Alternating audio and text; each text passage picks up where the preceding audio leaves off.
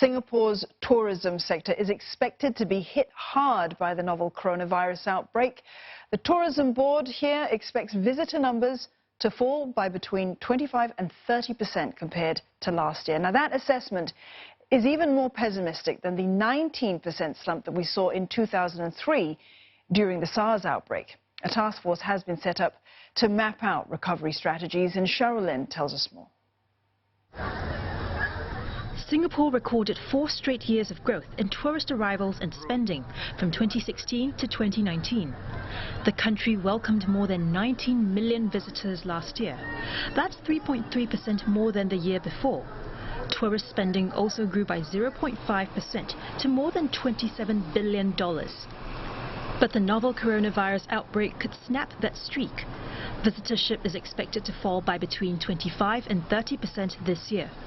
We are seeing now a loss of 18,000 to 20,000 visitors per day, and about a good chunk of that will be Chinese visitors. So the longer the situation persists, the longer the travel restrictions are in place, and naturally the fall will be greater. Right now, Chinese tourists make up the largest share of visitor arrivals at about 20%. Now, that's more than double the figure during the SARS period in 2003, where it was only about 9%. Now, because of that, authorities expect the fallout from the virus outbreak in China to hit even harder. Different players across the tourism sector are already feeling the impact. On Sentosa Island, businesses saw drops of 20% to 50% in visitorship and sales. Sentosa's management is changing tactics to reverse the trend. It wants to attract more locals. We have decided to lift and waive the island admission during the school March holidays. And then we will work with all our island partners to roll out services and programming and events, including packages when the time comes during the recovery phase.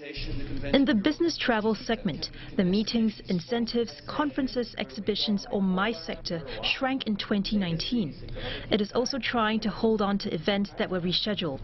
Most of the events are postponing. They're postponing to at the earliest second half of 2020, even to the first quarter of 2021.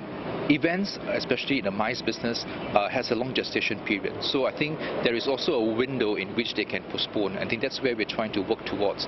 To help firms cope with the fallout, a tourism recovery action task force will be set up.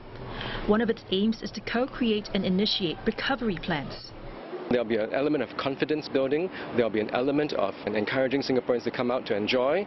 There will be an element of reaching out to all our key international partners to amplify our marketing efforts. More details on such support measures will be announced soon. In the meantime, players in the hotel industry are using the lull period to prepare for recovery. We used the downtime to actually retrain our workers. A lot of them were sent for training. We also did renovations and repairs.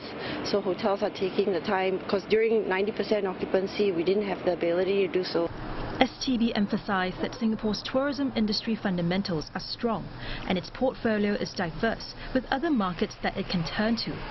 The board also says it will press on with its pipeline of tourism developments for future growth.